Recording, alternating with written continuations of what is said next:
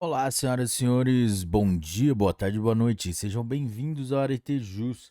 Está começando mais um episódio e mais uma lei. E hoje nosso convidado especial será a lei número 8.245, de 18 de outubro de 1991, que trata sobre as locações dos imóveis urbanos e os procedimentos a elas pertinentes. Galera, mas antes de começarmos, não se esqueça daquela nossa liturgia, aquela nossa formalidade, de se inscrever no canal, ativar o sininho para receber as notificações, dar like nesse vídeo, compartilhar com seus melhores amigos e deixar aí os seus comentários. Vamos lá? Título 1 da locação. Capítulo 1 Disposições gerais. Seção 1 da locação em geral. Artigo 1º. A locação de imóvel urbano regula-se pelo disposto nesta lei. Parágrafo único. Continuam regulados pelo Código Civil e pelas leis especiais. Alínea A. As locações. Item 1. De imóveis de propriedade da União, dos Estados e dos municípios, de suas autarquias e fundações públicas. Item 2. De vagas autônomas de garagem ou de espaços para estacionamento de veículos. Item 3. De espaços destinados à publicidade. Item 4. Em aparte hotéis, hotéis residência ou equiparados, assim considerados aqueles que prestam serviços regulares a seus usuários e como os tais sejam autorizados a funcionar. A linha B. O arrendamento mercantil, em qualquer de suas modalidades. Artigo 2º. Havendo mais de um locador ou mais de um locatário, entende-se que são solidários se o contrário não se estipulou. Parágrafo único. Os ocupantes de habitações coletivas multifamiliares presumem-se locatários ou sublocatários. Artigo 3º. O contrato de locação pode ser ajustado por qualquer prazo, dependendo de vênia conjugal, se igual ou superior a 10 anos. Parágrafo único. Ausente a vênia conjugal, o cônjuge não estará obrigado a observar o prazo excedente. Artigo 4º. Durante o prazo estipulado para a duração do contrato, não poderá o locador reaver o imóvel alugado, com exceção ao que estipula o parágrafo 2º do artigo 54-A. O locatário, todavia, poderá devolvê-lo, pagando a multa pactuada desproporcional ao período de cumprimento do contrato, ou, na sua falta, a que for judicialmente estipulada. Parágrafo único. O locatário ficará dispensado da multa se a devolução do imóvel decorrer de transferência pelo seu empregador, privado ou público, para prestar serviços em localidades diversas daquela do início do contrato e se notificar, por escrito, o locador com prazo de, no mínimo, 30 dias de antecedência. Artigo 5º. Seja qual for o fundamento do término da locação, a ação do locador para reaver o imóvel é a de despejo. Parágrafo único. O disposto neste artigo não se aplica se a locação termina em decorrência de desapropriação com a emissão do expropriante na posse do imóvel. Artigo 6º. O locatário poderá denunciar a locação por prazo indeterminado mediante aviso por escrito ao locador, com antecedência mínima de 30 dias. Parágrafo único. Na ausência do aviso, o locador poderá exigir quantia correspondente a um mês de aluguel e encargos, vigentes quando da rescisão. Artigo 7º. Nos casos de extinção de usufruto ou de fideicomisso, a locação celebrada pelo usufruário ou fiduciário poderá ser denunciada, com prazo de 30 dias para a desocupação, salvo se tiver havido a quiescência escrita no proprietário ou do fideicomissário, ou se a propriedade estiver consolidada em mãos do usufrutuário ou do fiduciário. Parágrafo único. A denúncia deverá ser exercitada no prazo de 90 dias contados da extinção do fideicomisso ou da averbação da extinção do usufruto, presumindo-se, após esse prazo, a concordância na manutenção da locação. Artigo 8º. Se o imóvel for alienado durante a locação, o adquirente poderá denunciar o contrato com o prazo de 90 dias para desocupação, salvo se a locação for por tempo determinado e o contrato contiver cláusula de vigência em caso de alienação e estiver averbado junto à matrícula do imóvel. Parágrafo 1º. Idêntico direito terá o promissário comprador e o promissário cessionário, em caráter irrevogável, com emissão na posse do imóvel e título registrado junto à matrícula do mesmo.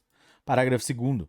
A denúncia deverá ser exercitada no prazo de 90 dias contados do registro da venda ou do compromisso, presumindo-se, após esse prazo, a concordância na manutenção da locação. Artigo 9º. A locação também poderá ser desfeita. Inciso 1. Por mútuo acordo. Inciso 2. Em decorrência da prática de infração legal ou contratual. Inciso 3. Em decorrência da falta de pagamento do aluguel e demais encargos. Inciso 4.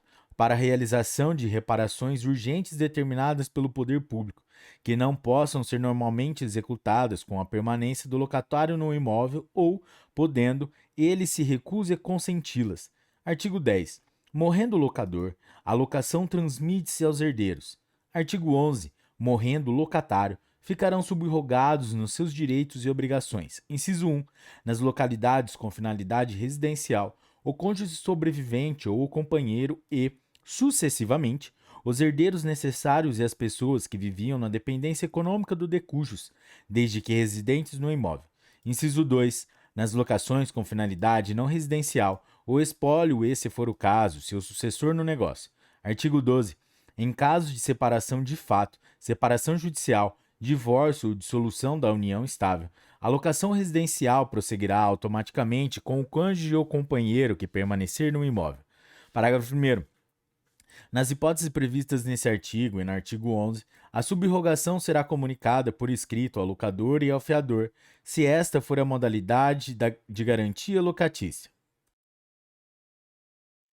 Parágrafo 2º. O fiador poderá exonerar-se das suas responsabilidades no prazo de 30 dias, contado do recebimento da comunicação oferecida pelo subrogado, ficando responsável pelos efeitos da fiança durante 120 dias após a notificação ao locador. Artigo 13. A cessão da locação ou a sublocação e o empréstimo do imóvel, total ou parcialmente, dependem do consentimento prévio e escrito do locador. Parágrafo 1º. Não se presume o consentimento pela simples demora do locador em manifestar formalmente a sua oposição. Parágrafo 2º.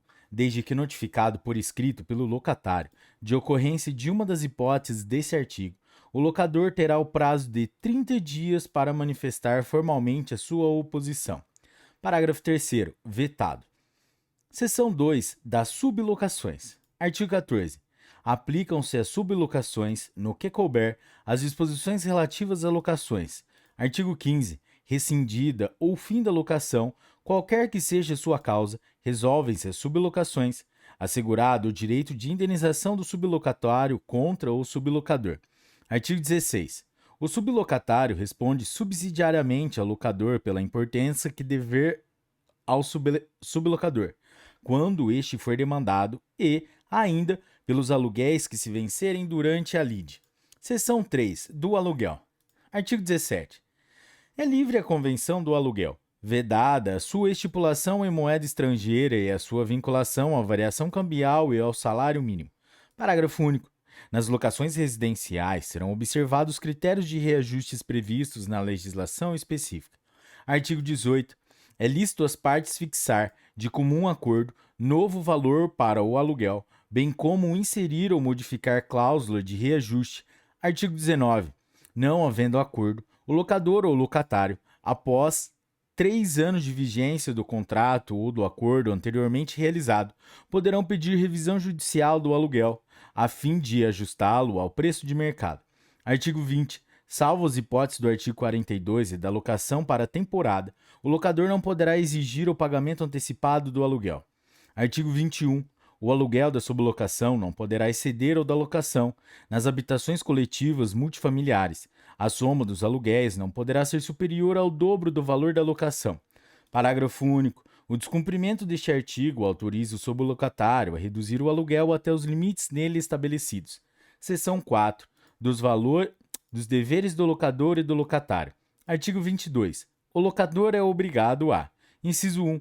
Entregar ao locatário o imóvel alugado em estado de servir ao uso a que se destina. Inciso 2. Garantir, durante o tempo da locação, o uso pacífico do imóvel locado. Inciso 3. Manter, durante a locação, a forma e o destino do imóvel.